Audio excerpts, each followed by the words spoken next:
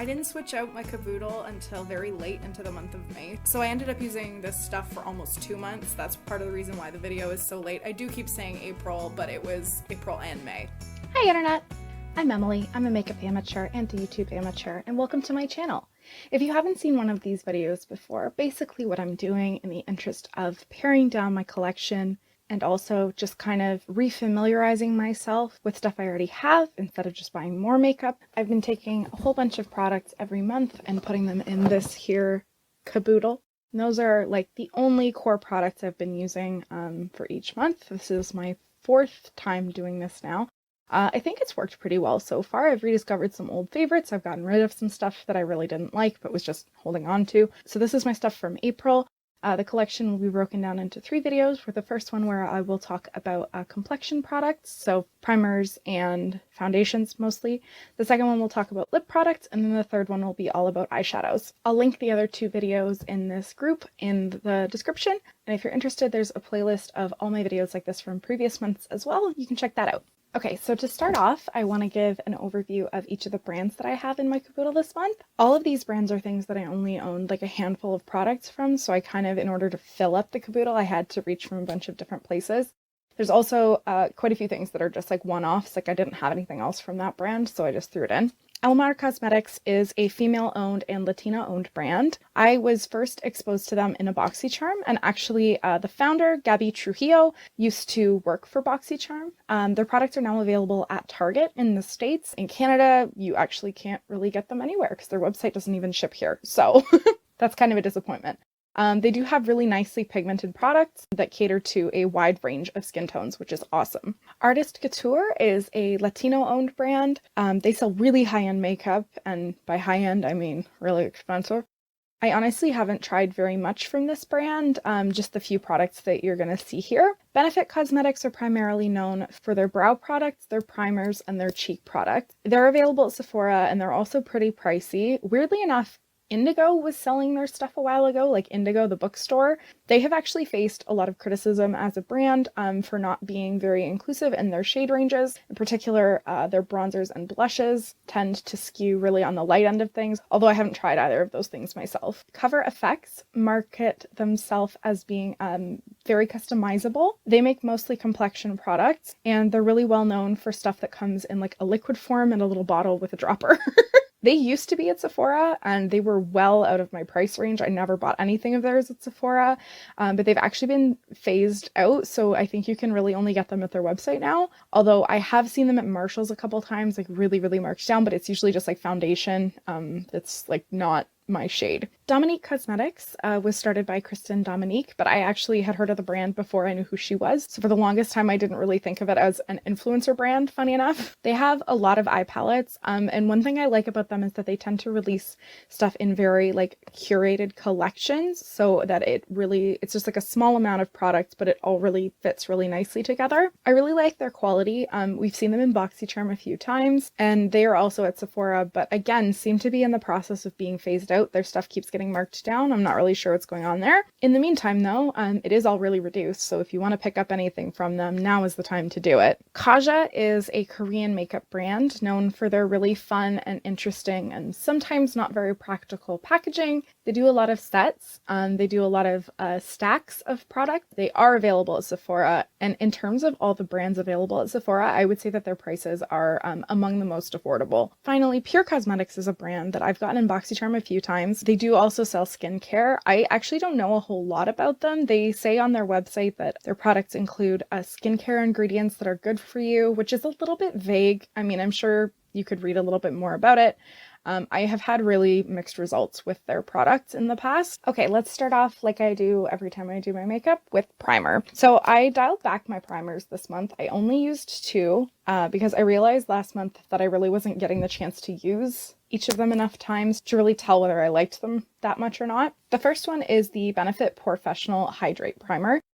So Benefit has this whole line of professional product. I honestly thought for the longest time that these only came in mini sizes because those would be like the only ones that I ever saw. Everybody on makeup YouTube always raves about the original Professional, which comes in like a aqua blue tube. I have never tried that one, but I really like the formula of this. I got it in a BoxyCharm. It looks kind of like a pale pink color when you squeeze it out, but it does sheer out on the skin. This is perfect when I'm having like a kind of a dry skin day, even under mattifying foundation. Even under mattifying foundation, it keeps me from getting too dry. It's very comfortable.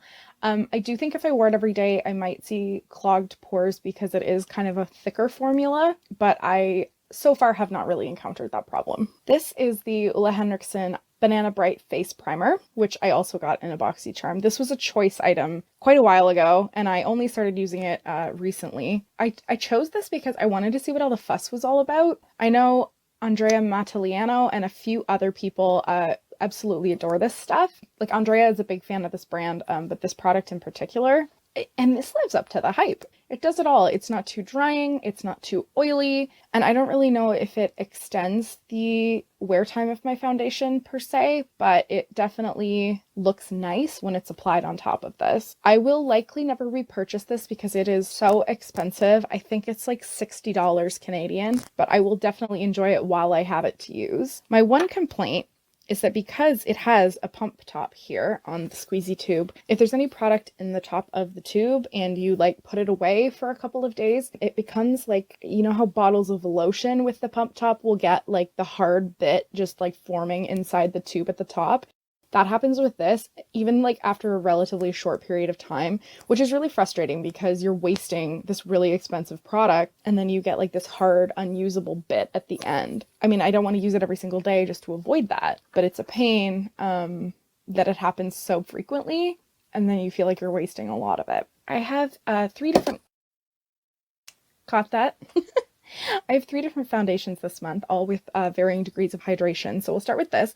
This is from the Sephora collection. It's their Matte Perfection Foundation. I use the shade 19 Warm Linen. I used this in a monthly box before, back in January. So for more of a full review, you can check out that video. Unfortunately, it is discontinued, and I really like it. So I'm going to try to scope out like Marshalls and see if they might have any more in my shade. Basically, it is a full coverage matte foundation, but it's not overly drying. It applies really smoothly and evenly, and a little bit goes a long way, which is good because I only have a little bit in this tube.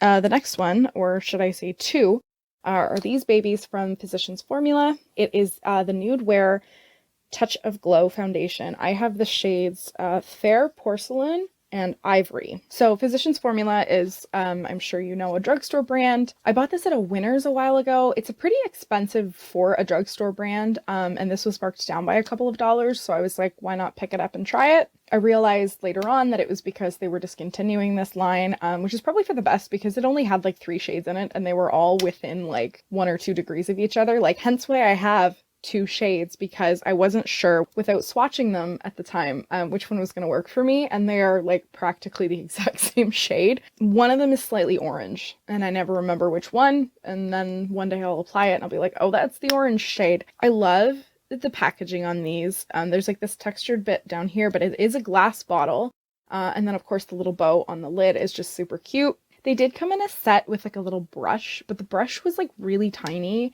and the bristles were kind of hard, and like it was so small that I honestly don't know how you were supposed to apply foundation with it, so I just threw those out. I used to really like this formula back when I was first trying it. I have realized lately that it is a little bit on the oily side, and lately, I don't know if it's because it's gotten older or if it's because of like time of year that it is, it's kind of starting to get warm out. It is starting to separate on me a fair bit, and it feels very oily at the end of the day, regardless of which primer I use, regardless of if I don't use any primer at all, or like which powder I use. Like, I wore it today, and I think you can probably tell I probably look a smidge oily, even though I blotted. That's this stuff for sure. It's getting down to the bottom of the bottle, especially the Ivory one, I think is running quite low, so I'm probably just going to keep using them until I use them up, but it is pretty comfortable to apply.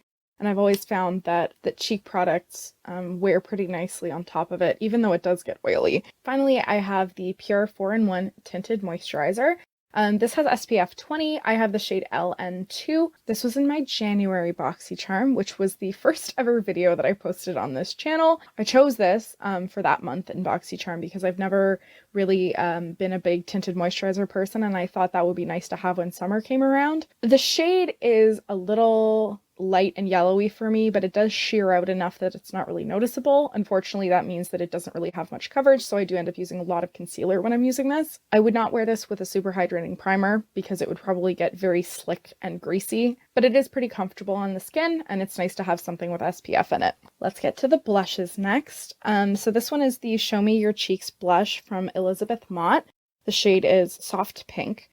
This came in a BoxyCharm. I had never heard of this brand before I got it. I have seen it a few more times, most recently in one of my Ipsy bags that I opened within the last week or so. This blush, it's pretty basic. I mean, I would say you have to build it up to see really much of an effect on your cheeks, but the color is nice. I do kind of dislike how cheap the packaging feels. Like, this is supposed to be a high-end makeup product, and it's just got like a basic clear plastic lid. The box that it came in is actually cuter, so I kept the box and I put this in the box in my drawer. This one is one of my absolute favorites. This is from Milani. The shade is Tea Rose. Milani is a drugstore brand, so like you can see the packaging is like very, very similar. I had heard really good things about this before I bought it, and they were all true.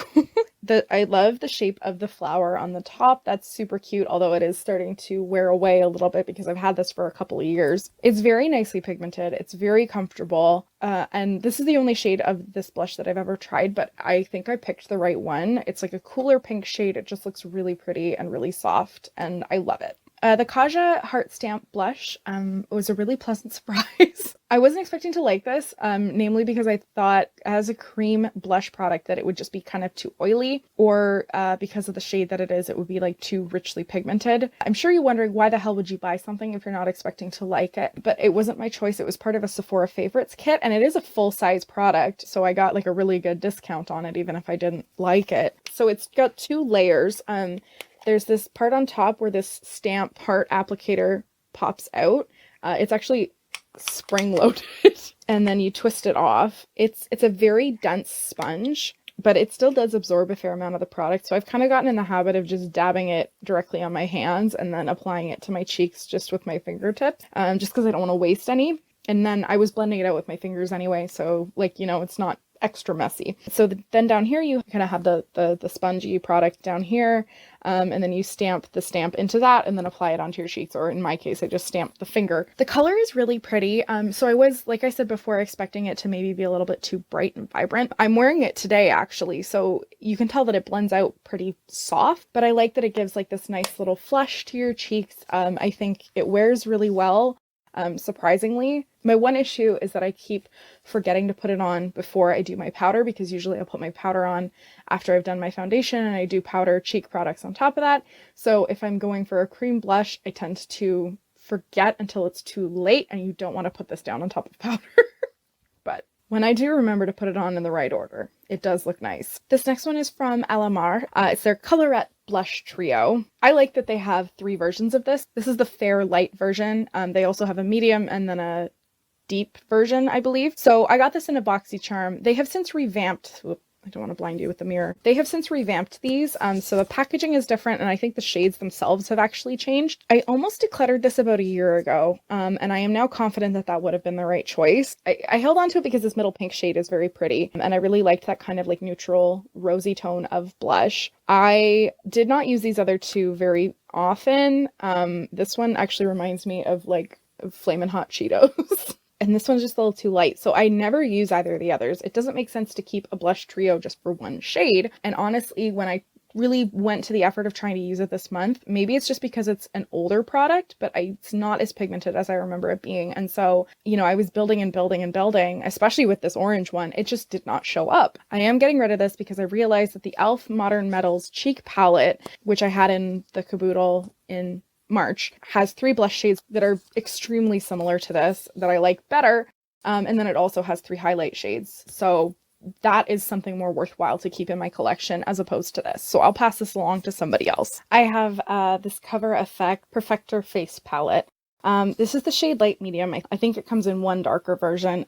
It was in a BoxyCharm, might have been a Boxy Luxe, many moons ago. I really like this palette. I was excited to get something from Cover FX at the time. A lot of the influencers that I was watching around that time were really into this brand. The blush and bronzer in this palette in particular are gorgeous, like very soft. The pigment is awesome. Before this month, honestly, I hadn't used the finishing powder much just because I have so many other powders that are just like individual products. So I wasn't going to be digging out an entire palette just to use a finishing powder if I wasn't already reaching for one of the other things in the palette. I'm kind of iffy on the highlighters, mainly just because even though, you know, that one's kind of like a rose gold bronze and this one's kind of a gold, they still look very like icy on the skin. Like the shine itself is very cool. They're also very pigmented, except that kind of is a bit of a problem because it's easy to apply too much and then you end up with this very stark like flash on your cheeks that I'm not really into. However, they would work great as eyeshadows if in a pinch. All of them would, honestly.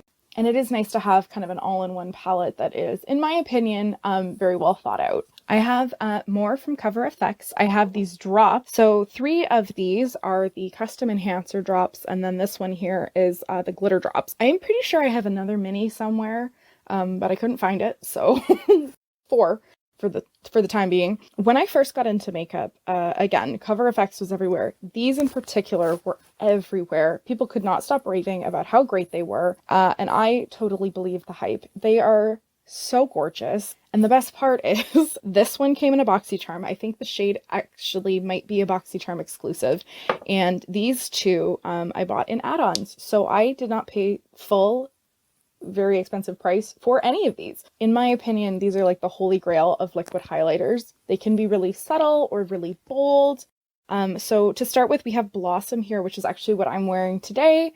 I tried to reapply it. I don't know if I really did that good a job of it after I got home. This is very pretty, like ethereal pink. It's probably my favorite.